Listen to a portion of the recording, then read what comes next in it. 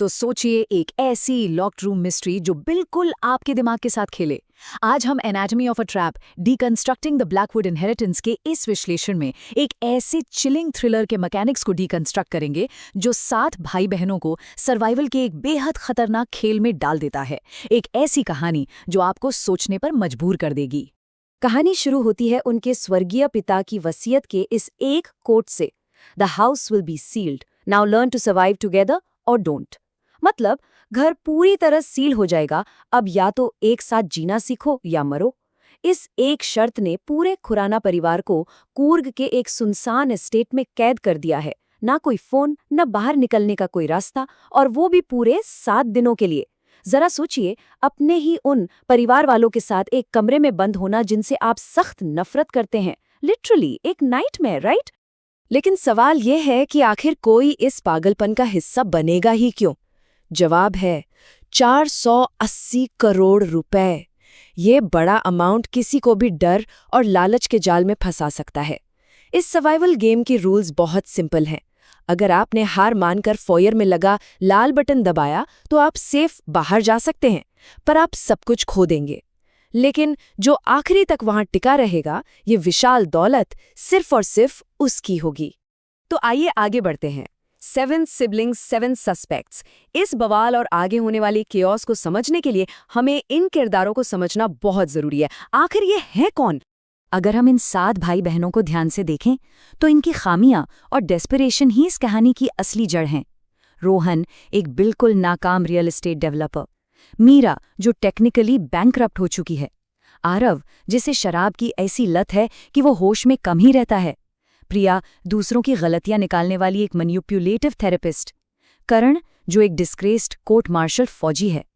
तारा, हमेशा कंट्रोवर्सीज में घिरे रहने वाली एक स्कैंडलस एक्ट्रेस। और आखिर में समीर, जो आखिरी वक्त में अपने पिता की देखभाल कर रहा था, पर अब पूरी तरह से कड़वाहट और गुस्से से भरा है। हर कोई डेस्परेट है, हर किसी के पास एक मोटिव है। और यहीं से शुरू होता है दूसरा phase, sabotage in the dark. जैसे जैसे वक्त बीतता है, घर के अंदर कोई ना कोई इन सब को एक दूसरे के खिलाफ भड़काने के लिए एनवायरनमेंट के साथ छेड़छाड़ करना शुरू कर देता है। खौफ और पैरानोया का ये सिलसिला एकदम तेजी से एस्केलेट होता है। इस टाइमलाइन पर गौर कीजिए। पहली रात अचानक पावर कट होती है और लाइब्रेरी में एक फर्जी नोट मिलता है जो क्लेम करता है कि वसीयत झूठी है और उनमें से ही कोई एक कातिल है। फिर आती है दूसरी रात। तारा अचानक गायब हो जाती है, वहां बचती है तो सिर्फ उसकी एक पिंक स्लीपर। और तीसरी रात आते आते आरव भी गायब। मतलब जो कोई भी अनजान मास्टरमाइंड है, वो धीरे धीरे इनकी गर्दन पर अपना फंदा कस रहा है। टेंशन इतनी बढ़ जाती है कि प्रिया खुद सबकी इंटेरोगेशन शुरू कर देती है। और तब सामने आते हैं इनके बड़े बड़े झूठ। पिता की मौत के वक्त कोई भी सच्चा नहीं था।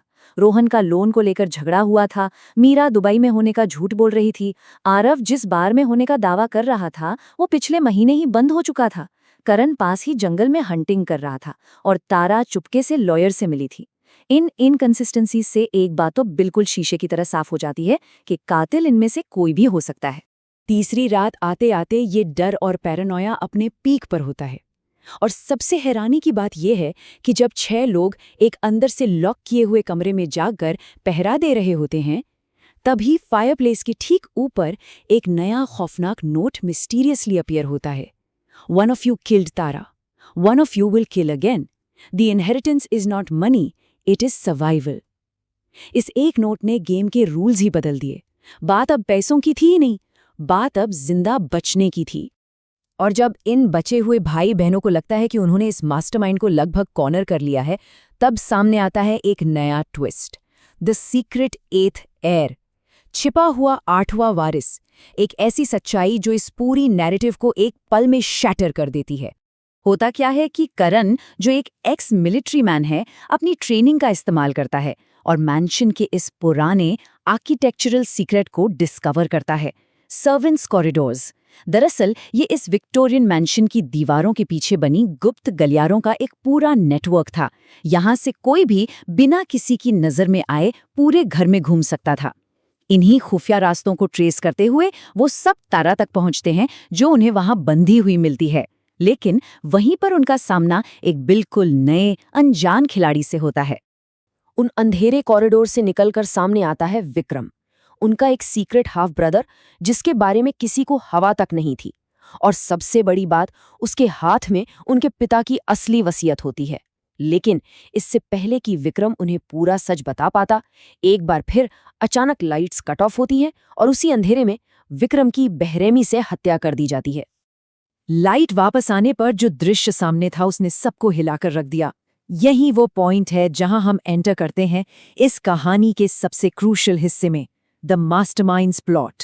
क्योंकि खून से सना चाकू जिसके हाथ में था, उसने इस सारे डेडली ट्रैप का सच खोल दिया।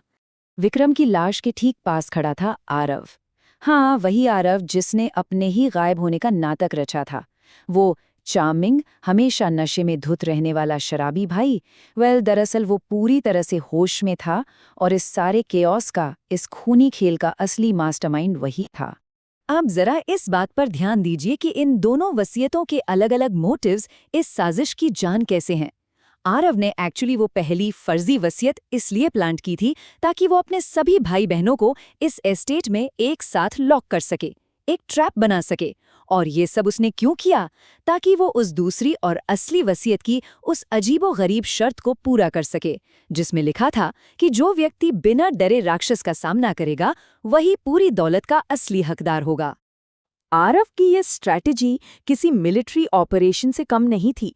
उसका स्टेप बाय स्टेप प्लान बिल्कुल सटीक था। स्टेप 1, वसीयत को फॉर्ज करो ताकि सभी लोग मजबूरन यहाँ आ जाएं। स्टेप 2, घर की पावर कट करो ताकि फियर और केओस फैले। स्टेप 3, तारा को किडनैप करो ताकि उसके डेंजरस सोतेले भाई विक्रम को कॉरिडोर से बाहर आने पर मजबूर किया जा सके। और फाइनली स्टेप 4, विक्रम पर एम्बुश करके उसकी जान ले लो ताकि इनहेरिटेंस लीगली उसकी हो जाए। It's brilliantly evil. लेकिन यहाँ समीर एक बहुत वैलिड पॉइंट उठाता है। उसने कहा, that's not courage, that's entrapment.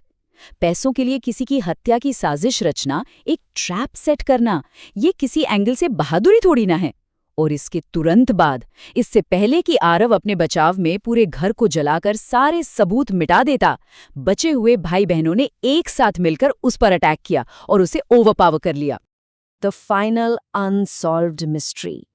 अंत में आरव जेल चला जाता है और वो पूरी की पूरी दौलत चैरिटी में दान कर दी जाती है। लेकिन हमारा ये विश्लेषण तब तक कंप्लीट नहीं हो सकता जब तक हम उस कहानी में छूटे हुए कुछ लूज थ्रेड्स यानी अनसुलझे सवालों को एड्रेस न करें। क्योंकि सबसे बड़ा और हॉन्टिंग सवाल है ये फोरेंसिक अनोमली। तीसरी रात जब फायरप्लेस पर वो चिलिंग नोट सामने आया था, याद है? उस नोट पर जो फिंगरप्रिंट्स थे वो किसी और के नहीं बल्कि विक्रम के थे। लेकिन कैच ये है कि नोट अपीयर होने से काफी पहले ही विक्रम की मौत हो चुकी थी। अब सोचिए, एक मरा हुआ इंसान एक अंदर से लॉक किए हुए कमरे में आकर जहां सब लोग जागकर पहरा दे रहे थे, वहां नोट कैसे पिन कर सकता है? Impossible, right? और यही हमें इस आखिरी दिमाग को हिला देने वाले सवाल पर लाकर खड़ा करता है। ध्यान से सुनिए, अगर आरव जेल की सलाखों के पीछे है और विक्रम सच में मर चुका है, तो फिर ब्लैकवुड एस्टेट के मेन दरवाजे पर हर साल बिना चूके वो पिंक स्लिपर आखिर कौन छोड़कर जाता है? ये मिस्ट्री हमें याद दिलाती है कि ब्लैकवुड एस्टेट के दरवाजे भले ही खुल गए हों, लेकिन इस ट्रैप का हर एक हिस्सा आज तक कंप्लीटली सॉल्व नहीं हुआ है। आपको क्या लगता है, कौन हो सकता है इसके पीछे? इस चिलिंग सवाल के साथ हमारा आज का ये डीप डाइव यहीं खत्म होता है।